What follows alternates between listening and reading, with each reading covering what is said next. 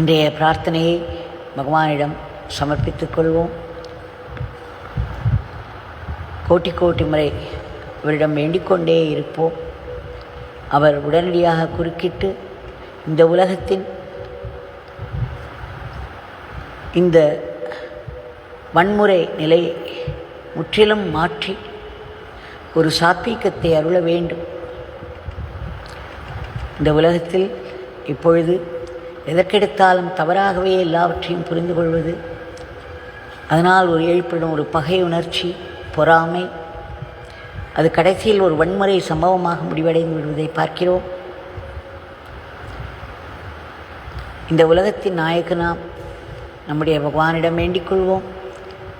அமைதி, சமாதானம், ஒழுங்கு, கட்டுப்பாடு, நல்லிணக்கம் இவற்றையெல்லாம் மக்களுடைய வாழ்க்கையில் கொண்டு வந்து அவர்கள் ஒரு தார்மீக வாழ்க்கை, இறைவனின் நினைப்போடு இறைவனின் நாமத்தோடு வாழ வேண்டும் என்று வேண்டிக்கொள்வோம். நடந்து கொண்டிருக்கும் வன்முறை போர்களெல்லாம் உடனடியாக நின்று அமைதியும் சமாதானம் நிலவச் செய்வதற்கு ஆசீர்வதிக்குமாறு வேண்டிக் கொள்கிறோம். இந்த உலகத்தையே நாங்கள் ஆசீர்வதித்து யாருடைய மனதிலும் பகையுணர்ச்சி எழாமல், யுத்தம் என்ற நினைப்பே வராமல் காக்க வேண்டும் என்று வேண்டிக் கொள்கிறோம். திடும் திடும் என்று வந்து நம்மை தாக்கும் கொடிய நோய்கள், இயற்கையின் சீற்றங்கள், கோர விபத்துக்கள் இவற்றை தாங்கள் கட்டுக்குள் வைக்க வேண்டும் என்று வேண்டிக் கொள்கிறோம். இதற்கெல்லாம் மேலாக மக்கள் மனதில் உள்ள எதிர்மறை எண்ணங்களை, அசுர எண்ணங்களை அழித்து அங்கு சாத்வீக எண்ணங்களை உருவாக்க வேண்டும். அது தங்களால் மட்டுமே முடியும் என்று கொள்கிறோம்.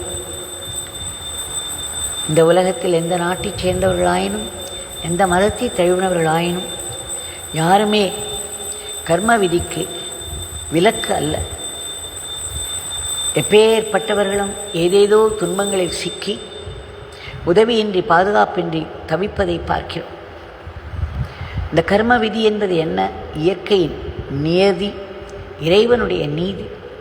இந்த இறை நீதிக்கு யாருமே தப்பிக்க முடியாது. இது துல்லியமாக செயல்படும், கடுமையாக கூட செயல்படும், யாரையுமே விட்டு வைக்காது, அவதாரங்களை கூட. ஆயினும் இதற்கும் மேலே அவ்வியாஜ கருணை என்று ஒன்று இருக்கிறது. ஆக நம் பகவானிடம், அவருடைய பேரன்பிடம், அவருடைய தயாள குண இரக்கத்திடம் வேண்டிக்கொள்வோம். அவருடைய கருணை உலகத்திலே ஆங்காங்கு ஏதேதோ துன்பங்களில் சிக்கி பரிதவித்து கொண்டிருக்கும் அத்தனை உயிர்களுக்கும் எட்டி அவைகளிலிருந்து ஒரு மீட்பும் உயர்வும் கிடைக்க வேண்டும் என்பது எங்களுடைய பிரார்த்தனை. சுயநலமின்றி மற்றவர்களுக்காக எப்பொழுதும் உழைத்து கொண்டிருக்கும் நல்ல ஆத்மாக்களை மற்றவர்களுடைய இழிச்சொல்லுக்கும் பழி பாவங்களுக்கும் ஆளாகாமல் காப்பாற்ற வேண்டும் என்று வேண்டிக் கொள்வோம். நாட்டின் பொருளாதாரத்திற்கு ஒரு பெரிய ஏற்றத்தை தர வேண்டும்.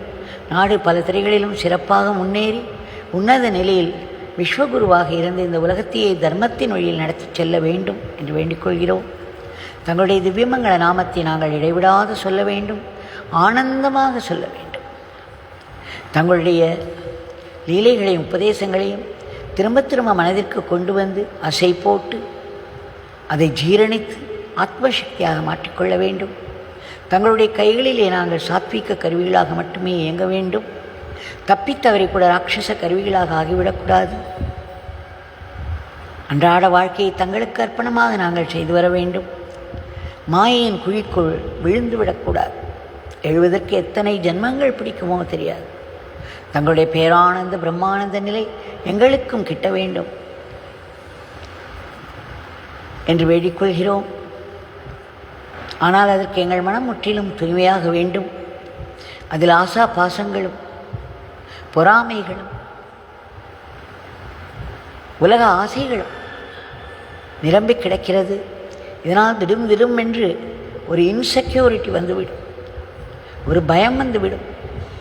நமக்கு இது நிலைக்குமோ நிலைக்காதோ, யாரேனும் வந்து தட்டி விடுவார்களோ, ஏன் நமக்கு மட்டும் இப்படி நடக்கிறது, இப்படி ஏதேதோ பயங்கள் நம்மை சூழ்ந்து கொண்டு சில சமயம் ஆட்கொல்லியாகவே மாறிவிடும். விஷம் போன்ற கோபம் வரும். நெருப்பு போன்ற வார்த்தைகளை கக்குவோம், அது நமக்கு மீண்டும் மீண்டும் துன்பங்களையும் பிறவிகளையும் தந்து கொண்டே இருக்கும் என்பதை மறந்து விடுவோம். பொறாமை, பொச்சரிப்பு, பழிவாங்குதல், காமம், துக்கம், எதற்கெடுத்தாலும் கவலைப்படுதலும் துக்கப்படுதலும், பிறகு மன உளைச்சலில் விழுதலும், மருந்து மாத்திரையை வாழ்க்கையாவதையும் பார்த்து கொண்டே இருக்கிறோம்.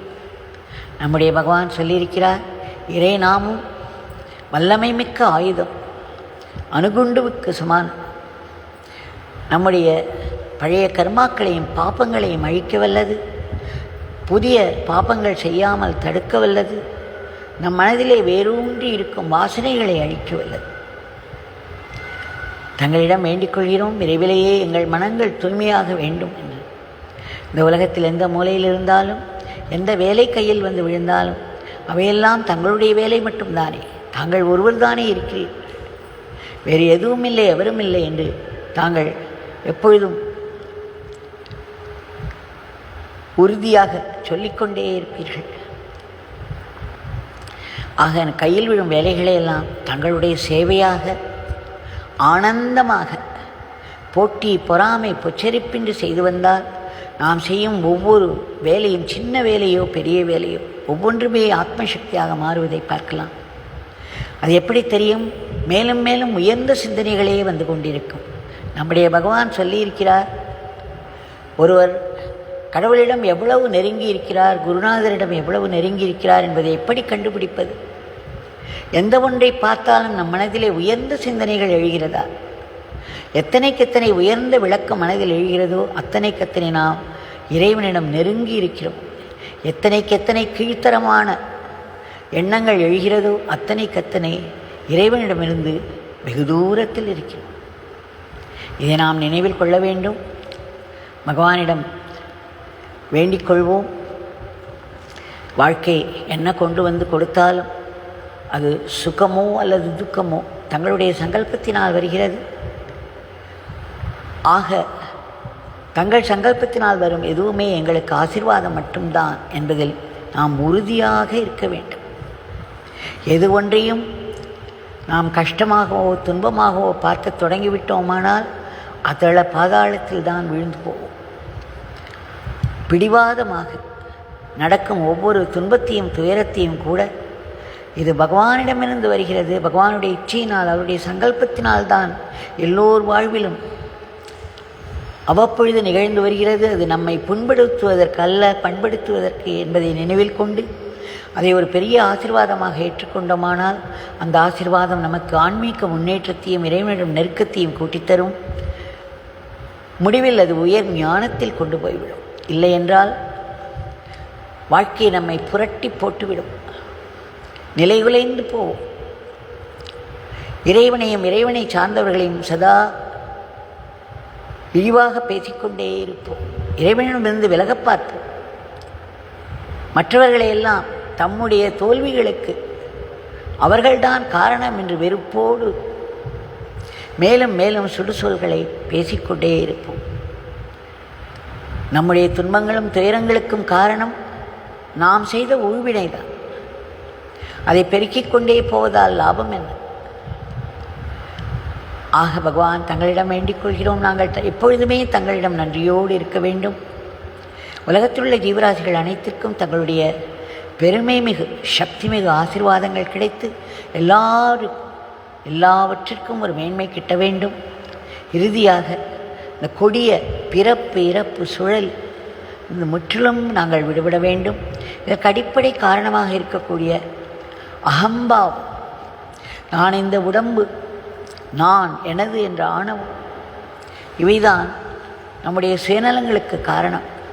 சுயநலத்தில் நாம் ஊறியிருக்கும் வரையிலும் நாம் நம்மை உயர்த்தி கொள்ள முடிவது மிகவும் கடினம்.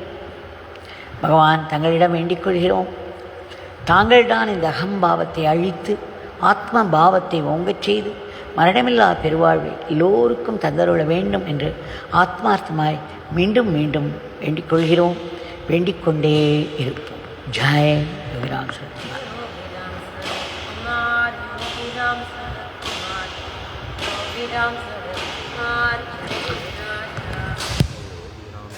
कुमार योगीराम सूरत कुमार, योगीराम सूरत कुमार, जय गुरु राया।